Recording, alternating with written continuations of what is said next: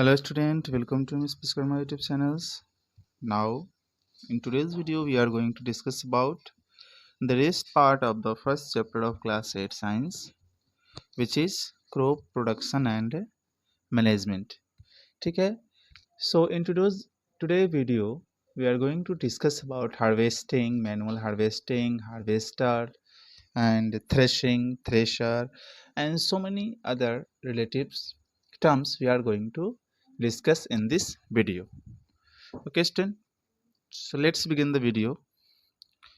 First of all we will discuss harvesting.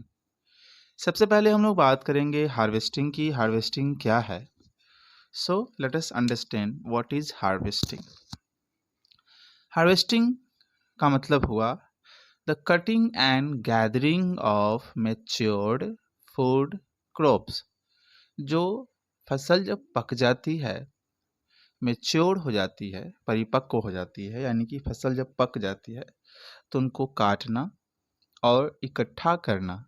ठीक है, पकी हुई फसल को काटना और इकट्ठा करना, that is known as harvesting. उसको क्या बोलते हैं स्टूडेंट? हार्वेस्टिंग बोलते हैं. So harvesting is what? Harvesting is cutting and gathering of matured food. है ना, पकी हुई फसल को काटना और उनको गैदरिंग करना, इकट्ठा करना, that is known as harvesting. Harvesting में आगे हम लोग जानेंगे कि मैनुअल हार्वेस्टिंग क्या है. What is manual harvesting? Manual harvesting करने का मतलब है कि हाथों से या किसी है ना, हाँ, कोई यंत्र जो हाथों से चलाया जाता हो, कोई मशीन जो हाथों से चलाया जाता है, उसके हेल्प से उसको फसल को काटना, that is manual harvesting. So let us understand crops like wheat and rice.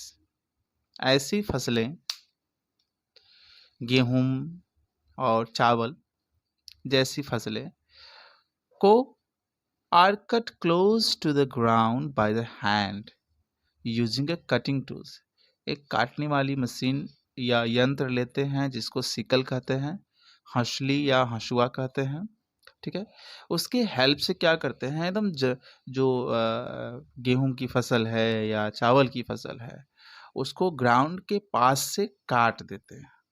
तो ये जो प्रोसेस हुआ कि जिसमें हम हाथों के जरिए किसी कटिंग टूल्स की मदद से हम फसल को ग्राउंड के क्लोज से काट देते हैं, this process is known as a manual harvesting. Student, ये क्या कहलाएगा?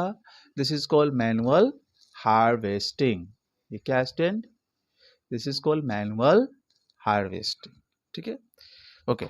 Now let us talk about harvester. तो इन लार्जर फील्ड, बड़े बड़े खेतों में, क्षेत्रों में, वहाँ पर जो गेहूं की फसल लगी हुई है या चावल की फसल लगी हुई है, उनको मशीन, है ना, ऐसे मशीन से काटी जाती है, हार्वेस्ट करी जाती है, जो मोटर के द्वारा चलाई जाती है. मोटर ड्राइवन मशीन के जरिए जब हम बड़े बड़े खेतों में लगी फसल को काटते हैं, तो उन मशीन को, उस यंत्र को क्या बोलते हैं? हार्वेस्टर बोलते हैं. क्या बोलेंगे उसको? हार्वेस्टर बोलेंगे. ठीक है, that is known as harvester. अब स्टूडेंट, थ्रेशिंग क्या होता है? तो the process of beating out the grains from the harvested crop. जो फसल कट गई है, कटी गई, जो फसल काट ली गई, अब उस फसल में से हम क्या करेंगे? अनाज को अलग करेंगे. ठीक है, उस फसल में से अनाज को अलग करेंगे. ठीक है ना, तो उस फसल से अनाज को अलग करेंगे. तो इस प्रोसेस को क्या कहेंगे? थ्रेशिंग कहेंगे. और थ्रेशिंग करने के लिए हमें किस डिवाइस का यूज़ करना होता है student?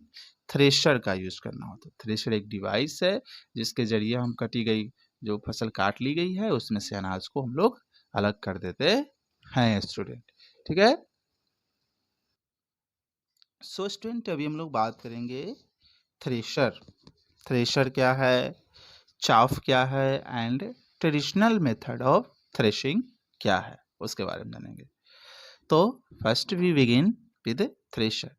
Thresher is what? Thresher is a motor driven machine. Means thresher जो होता है मोटर के द्वारा चलाई जाने वाली मशीन होती है. ठीक है। मोटर ड्राइवन मशीन जिसका यूज हम लोग करते हैं थ्रेशिंग प्रोसेस। थ्रेशिंग प्रोसेस का मतलब कि अनाज, ग्रेन्स एंड चाफ, भूसी, भूसा या भूसी को अलग करना, इन दोनों को अलग अलग कर देना, that is known as threshing process. और थ्रेशिंग प्रोसेस के लिए किस चीज़ का इस्तेमाल करते हैं स्टूडेंट? थ्रेशिंग प्रोसेस के लिए हम इस्तेमाल करते हैं किस चीज़ का, किस डिवाइस का? थ्रेशर का। और थ्रेशर क्या है? थ्रेशर एक मोटर ड्राइवन मशीन है ना, मोटर द्वारा चालित मशीन है, ठीक है। चाफ क्या है? Let us talk about chaff. जब हम थ्रेशिंग करते हैं, during the threshing grains are taken out from its outer covering.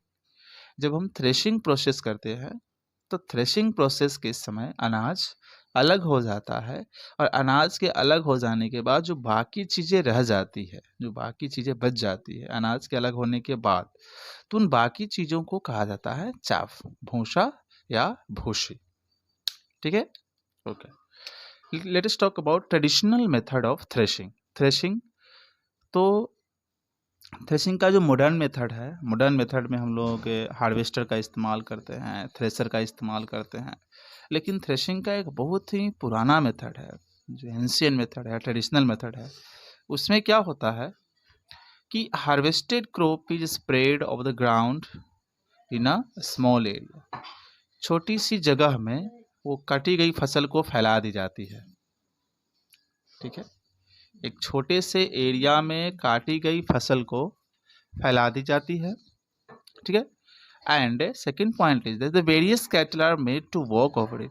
और कई जानवरों को इन काटी गई फसलों पर दौड़ाया जाता है। कई सारे फसलों को, कई सारे जानवरों को, ये जो काटी गई फसल है यहाँ जो फैला दी गई है छोटी सी एरिया में, तो इन फसलों पर जानवरों को सर्कल में गोल गोल घुमाया जाता है। किन पर? इन फसलों के ऊपर, ठीक है। अब जानवरों का जो पैर होता है, cattle feet crush the harvested crop to separate chaffs and grains.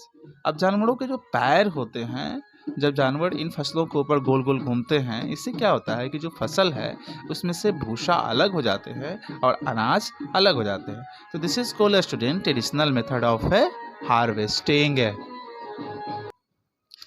So student अभी हम लोग बात करेंगे विनोविंग के बारे में, ठीक है। क्या है विनोविंग, इस चीज़ को हम लोग जानेंगे, समझेंगे। तो विनोविंग मीन्स ओसाई, है ना। क्या होता है कि आप अक्सर देखे होंगे कि जब थ्रेशिंग होती है तो डेफिनेटली जो होते हैं कुछ भूसा या भूसी जो होती है अनाज से, मैक्सिमम भूसा भूसी जो होती है वो अनाज से अलग हो जाता है और अनाज हमें अलग मिल जाता है। तो ये भूसी जो है या भूसा अनाज से अलग हो गया, फिर भी अनाज में कुछ न कुछ मात्रा में, है ना, भूसी या भूसा मिक्स रहता है, समझे ना, छोटे छोटे पार्टिकल्स उनके मिक्स रहते हैं। तो हवा की मदद से अनाज में मौजूद जो भूसा भूसी है ना, उनको अलग करना, है ना, हवा की हेल्प से अनाज में मौजूद भूसा और भूसी को अलग करना, that is known as winnowing. ओसाई या विनोविंग बोलते हैं इसको स्टूडेंट, ठीक है। विनोविंग होता कैसे है, आइए इसको समझते हैं। तो विनोविंग में आप ये चीज़ ध्यान देंगे कि winnowing, how winnowing happens when the grains mix with the chaff and hay is made to fall from a height in a blowing wind। क्या किया जाता है कि जो आपके पास अनाज है, ग्रेन्स है, ठीक है, जो आपके पास अनाज है, ग्रेन्स है, उनको उसमें तो ऑलरेडी कुछ भूसा भूसी है ही, मिक्स है, तो कुछ ऊंचाई से गिराया जाता है, ठीक है ना, स्लोली स्लोली। और वो भी कब गिराई जाती है? जब हवाएं तेज बह रही हो, हवाएं जो तेज बह रही हो, या किसी फैन का इस्तेमाल किया जाता है, और कुछ ऊंचाई से अनाज जिसमें कुछ घास फूस जो जिसमें कुछ है ना भूसा भूसी मिक्स है, उसको कुछ हाइट से गिराते हैं, है ना। तो क्या होती है कि जो अनाज जो है, ग्रेन्स बीइंग हैवी अनाज भारी होने के कारण, ठीक है, अनाज जो भारी होता है वो होने के कारण वो सीधे ग्राउंड पर गिरता है, समझे ना, वो सीधे ग्राउंड पर गिरेगा, ठीक है ना। ये तेज बहती हुई हवा हो गई, है ना, ठीक है, ये तेज बहती हुई हवा, एयर ब्लोज, ये सीधे ग्रेन अनाज। और जो भूसी होती है वो हल्का होने के कारण, हवा के इफेक्ट के कारण दूर जाकर कहीं